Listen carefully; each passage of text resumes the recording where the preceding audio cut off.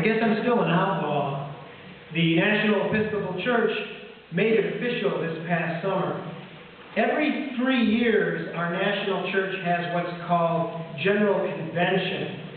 It's a convention in which people go from all parts of the church to make decisions on behalf of the national church. And the representatives are elected from every diocese of the nation.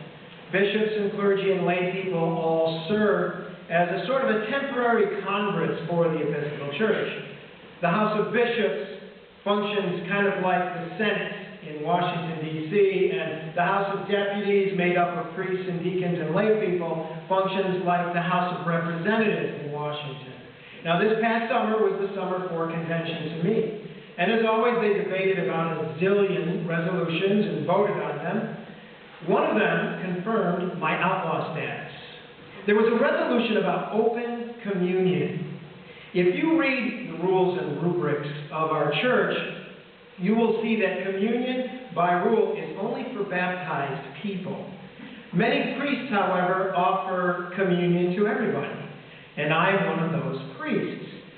The resolution proposed this summer at convention was to remove that requirement of baptism, but the resolution got voted down. The rule about baptism stays in place, and I break it every single Sunday. I guess I'm an outlaw, but you know, I'm kind of in good company. I know of bishops and priests who do what I do, and that's pretty good company. And I know that Jesus did what I do, and that's the best company of all. I think I've got good reasons for what I do. Yes, I think baptism is important. I think baptism is a key sacrament. I think the symbolism of baptismal water is a treasure of the church and something to be cherished by us. But I read the Gospels. I read them a lot. And I see what Jesus did. He always had an open table. He always welcomed everyone. He was all about welcome and grace and forgiveness and compassion and love. He was not all about keeping the rules.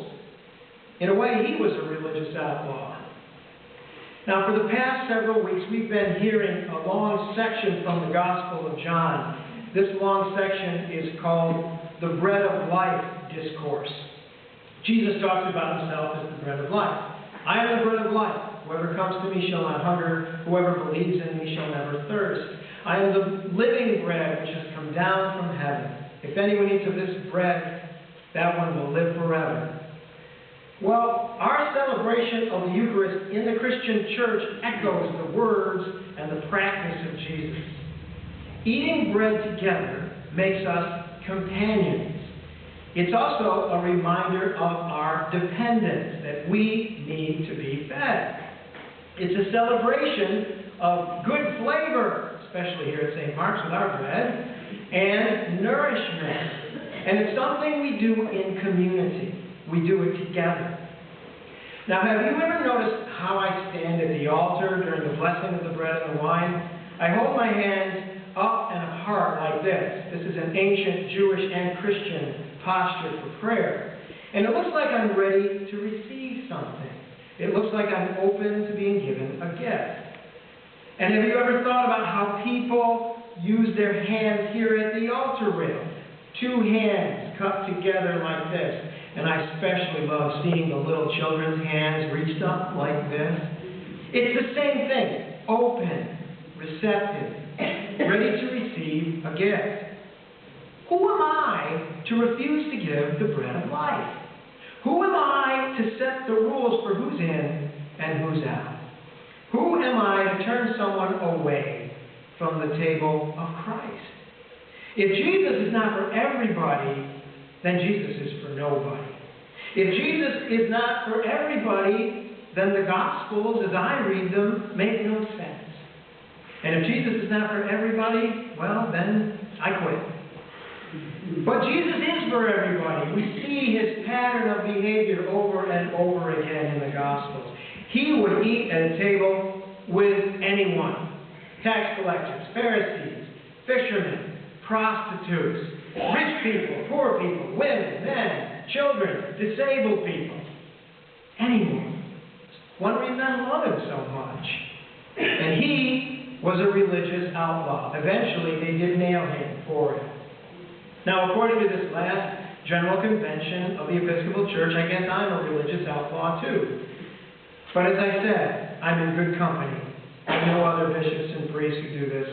And above all, I think we're following the pattern of Jesus, who always had an open table. I still love the Episcopal Church. I'm not being a rebel just because I like the feeling of being a maverick or something like that. I love the Episcopal Church enough to expect the best from it. Bread is supposed to be for everyone. The bread of life is for the whole world. So I guess I will continue as an outlaw if I have to do that. I will eat bread with anyone who shows up here. There's a word for someone with whom you eat bread. That word is companion. That's a good word. Good bread, good companions, good Lord.